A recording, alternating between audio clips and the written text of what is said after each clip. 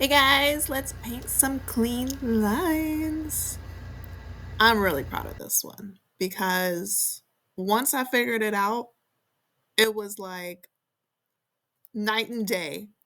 I think later on I'll show you a comparison. And actually, I wasn't recording the part where I tape the canvas, but I'm just showing you right now the paints that I'm using, and that once I put the tape on, with the purple that's there, like the background purple, I used that color first on the paints. I didn't paint the next color.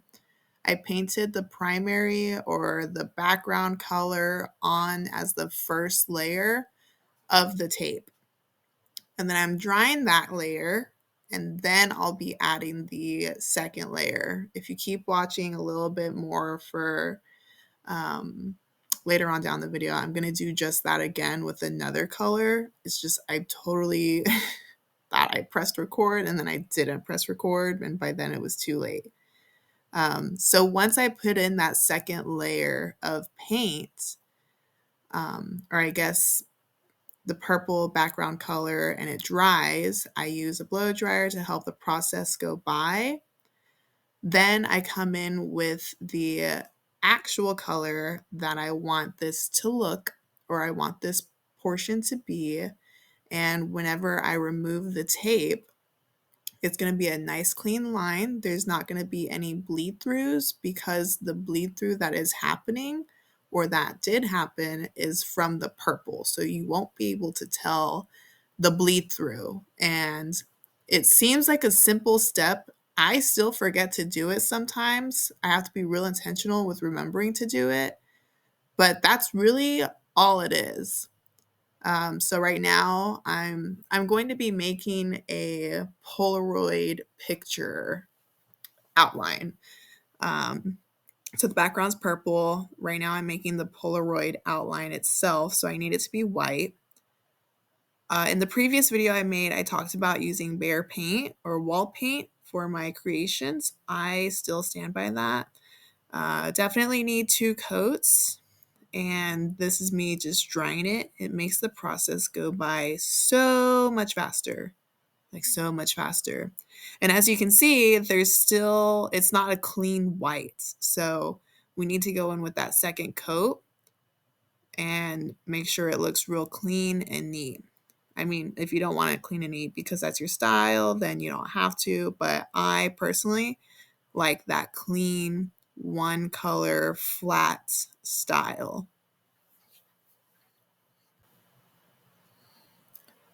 So let's fast forward a little bit to that flat being done. I just went in there with a blow dryer to complete it all. And here we have the time to peel that first coat. Tape gets stuck sometimes, but that's okay. And that's a really beautiful line that makes my heart so happy. And I just want to record it over and over and watch it over and over. It's such a big difference. And I think at some point in this video, maybe not, um, I show a comparison of what those edges look like if you don't do this process. I don't know if other people do this process. There might be other tips and tricks, but it's one of those, I learned it by myself somehow by accident, and I am obsessed with it. Those lines are so clean. We're going to go in again and do another round of lines, because again, this is a Polaroid picture that I'll be making, so I need to complete the inside of that. And now you'll get to see the process, because at the beginning of the video, I accidentally missed that process. But now you'll get to see all it takes to just tape the paint. Look at those clean lines. Look, I'm obsessed. I just want to touch it. Okay, here's the comparison. So that's what it looks like if you don't do this method, or some kind of method that another artist may have. If you don't put in that first layer of the color, that is the background color, it's going to bleed through whatever first layer color you put on that tape. So you might as well just have it match instead of having some new color. So again, you just use painter's tape and make sure it's painter's tape, not any other tape, or you'll be chancing yourself on taking the tape off. I wanted to compare what the edges look like, and I like the smaller edge better. So, again, it's a Polaroid picture. The rims aren't that huge.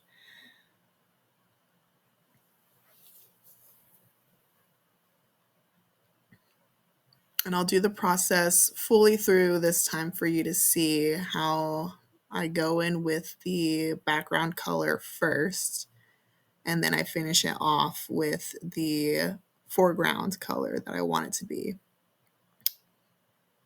The bottom border is a bit thicker because Polaroid pictures are just built that way.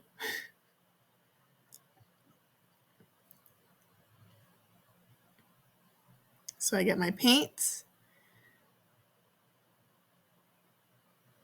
and I go in and I just fill in the edges. That's really all it is. It makes a huge difference. It makes it look so clean. It's one small step, and even I still look over it sometimes and I get mad at myself whenever I do. But it just makes a huge difference. Now, of course, I go in with the blow dryer before I put on that next coat because I need to make sure it's all dry and sealed up.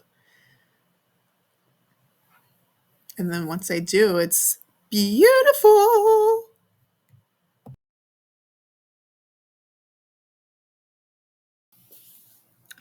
Now we're going to go in with the background of the Polaroid picture. And so now that we have the white sealed in on the paint, we get to have fun with this part. I'll probably be double layering this as well. Again, because of the clean look. I love my blow dryer. I never use it on my hair, but I always use it for my paintings. So I'm going ahead and going in with the edges, and then I'm going to paint in the rest of the square.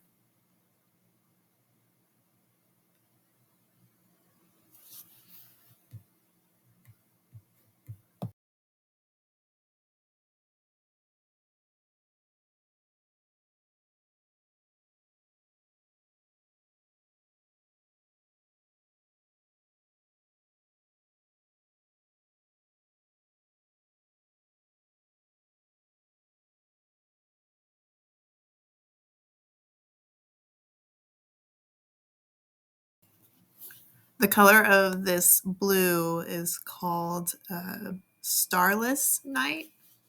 It's one of my favorite colors that I have so far. It's so rich. Whenever you use it correctly with colors that contrast it really well, it just stands out so beautifully and so wonderfully.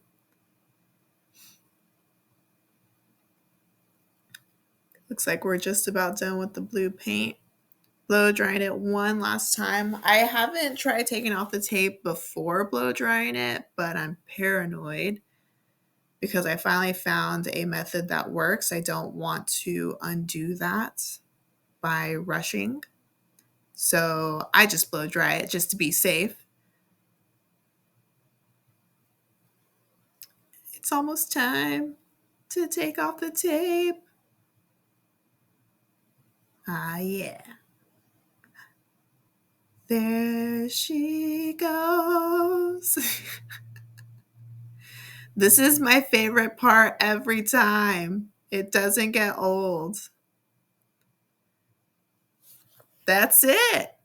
Thank you so much, guys, for joining us. This is the completed look. Next week, I'll be doing a video about the gold leaf details, but I'm glad you joined in. I hope this tutorial helped you. I hope you learn more things and let me know in the comments what you think about it. Thanks, guys. Next video will be on Thursday. Bye.